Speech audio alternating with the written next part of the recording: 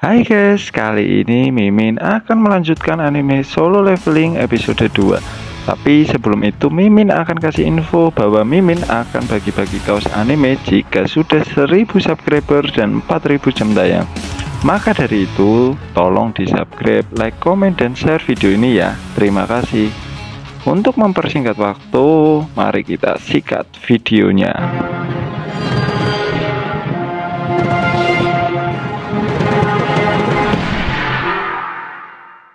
Setelah serangan laser dari patung yang sedang duduk itu reda, mereka pun panik dan beberapa orang berargumen akan kabur.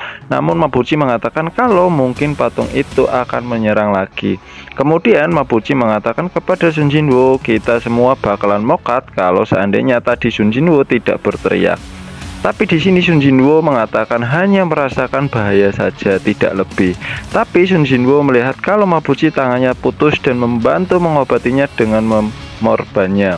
Kemudian Mabuchi bercerita kepada Sun Jinwoo kalau sebenarnya ia ingin minta bantuan ke Johe, tapi karena Johe mentalnya lemah dan penakut, makanya dia ditempatkan ke raid yang mudah meskipun dia adalah healer tingkat B.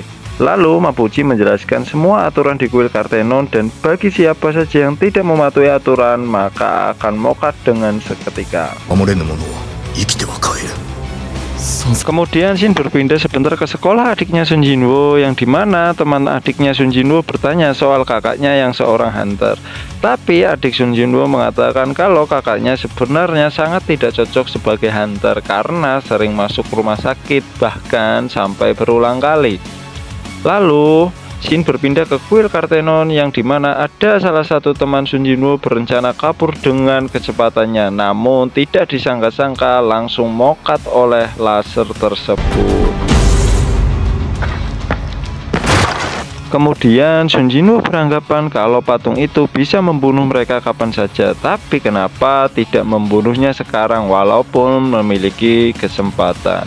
Hal itu yang membuat Sun Jinwoo kepikiran peraturan kuil Kartenon dan menanyakan peraturan kepada Mabuchi. Menyadari kalau patung tidak akan menyerang jika kita merunduk, lantas Sun Jinwoo mengatakan ke teman-temannya agar menunduk kepala dan badannya.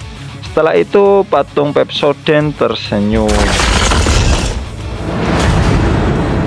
Lalu teman-teman Sun Jinwoo itu berdiri dan kegirangan karena mereka menganggap semua ini sudah berakhir.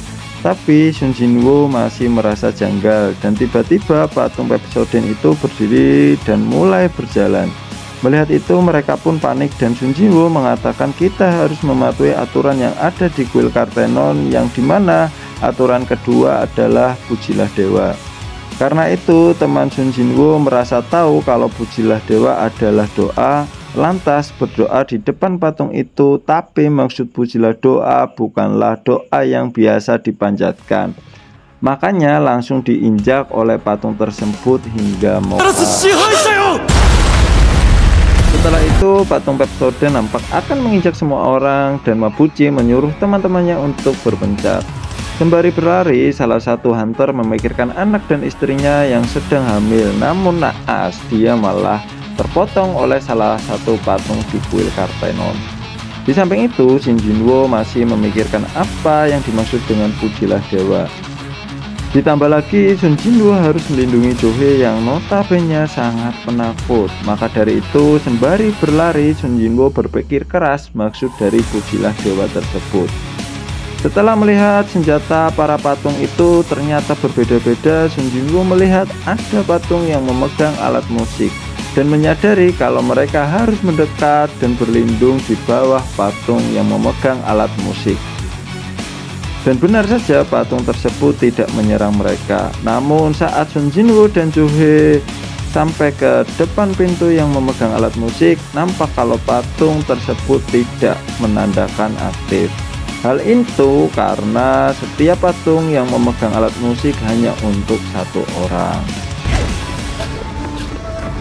Menyadari itu, Shin Jinwoo berlari menuju patung alat musik lainnya. Meskipun Sun Jinwoo sangat kewalahan saat menuju ke patung instrumen, tapi karena fokus berlari, ia tak menyadari kalau dia berdiri di patung yang salah. Karena itu, ia pun langsung diserang oleh patung tersebut. Karena tak mau menyerah, Sun Jinwoo tetap menuju patung instrumen walaupun dengan cara menyeret tubuhnya. Sesampai di patung instrumen, kemudian patung itu aktif dan membuat patung besar kembali ke singgasananya. Setelah itu, Jo-hye berlari menuju Sun Jinwoo dan melihat kalau kaki Sun Jinwoo telah putus. Lalu Jo-hye mengobati dengan sihir healing miliknya walaupun kaki Sun Jinwoo tak akan kembali. Kemudian tiba-tiba muncul altar di tengah-tengah kuil yang pertanda aturan ketiga dimulai, yang berisi buktikanlah keimananmu, yang dalam mitologi memberikan harta atau tumbal kepada dewa. Karena desakan dari anggotanya dan merasa bertanggung jawab atas kejadian ini, Mabuchi berjalan ke dalam altar sendirian. Kemudian setelah Mabuchi di dalam altar, api merah pun menyala, lalu menanyakan kepada Sun Jinwoo, akan tetapi Sun Jinwoo sendiri masih memikirkannya. Sembari berpikir, Sun Jinwoo berinisiatif memeriksa altar tersebut dengan dibantu temannya. Setelah sampai di dalam altar, api menyala sesuai orang yang ada di dalam altar. Menyadari itu, Sun Jinwoo menyuruh dua temannya yang ada di luar altar untuk masuk bersamanya. Setelah masuk, benar saja api merah menyala, ditambah lagi api biru ikut menyala. Dan tanpa diduga-duga, pintu keluar mulai terbuka. Ditambah lagi patung-patung aktif dan mendekat ke dalam altar. Karena takut, teman perempuan Sun Jinwoo kabur dan keluar dari dalam kuil tersebut.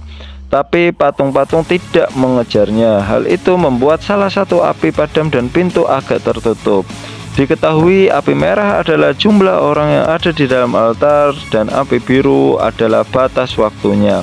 Namun satu persatu teman Sun Jinwoo keluar dalam altar karena alasan memiliki keluarga dan ingin bersama keluarganya. Kemudian Sun Jinwoo menyuruh Mabuchi dan Jo-hye keluar dari tempat itu dan menyisakan Sun Jinwoo sendiri di dalam altar tersebut. Sembari meratapi nasib, Sun Jinwoo mengatakan seharusnya ia mengambil asuransi yang lebih besar sebelum ia meninggal dan mulai melawan patung itu walaupun kondisi kaki yang sudah putus. Karena tak mampu menyerah, Sun Jinwoo lantas melawan terus walaupun tangan dan tubuhnya terluka. Sembari bertahan, Sun Jinwoo memikirkan dirinya yang selalu saja menjadi terlemah dan berharap ingin menjadi kuat, tapi nyatanya Sun Jinwoo tak bisa menjadi kuat walaupun sudah berusaha keras. Bahkan ia sedikit kesal pada orang-orang karena hanya memikirkan dirinya sendiri dan hanya mendapatkan keuntungan darinya, padahal Sun Jinwoo juga memiliki keinginan yang sama seperti mereka. Hingga akhirnya Sun Jinwoo tertusuk dan berada di tengah-tengah altar meski dirinya bergumam kalau dirinya tak ingin mati. Namun apa daya, dirinya hanya bisa pasrah pada keadaan ini. Di ujung akhir hidupnya, dirinya berharap jika ingin memiliki kesempatan kedua kali untuk hidup lebih lama lagi. Tak lama setelah api biru padam dan Sun Jinwoo terlihat seperti mati, muncul notifikasi di mana dia mendapatkan pemberitahuan tentang penyelesaian quest yang berjudul Nyali Pecundang. Bahkan muncul notifikasi lagi untuk memilih menjadi seorang pemain atau tidak. Dan akhirnya Sun Jinwoo memilih untuk menjadi pemain. Nah, itulah alur cerita anime Solo Leveling episode 2. Dan dapat kita simpulkan bahwa takdir setiap orang memang sudah ditentukan sejak dilahirkan, tapi nasibnya akan ditentukan dengan usaha dan juga pengorbanan yang dilakukan. Oleh karena itu, tetap semangat kawan dan jangan lupa berdoa di setiap kegiatan yang akan kalian lakukan. Terima kasih sudah menonton. Sayonara.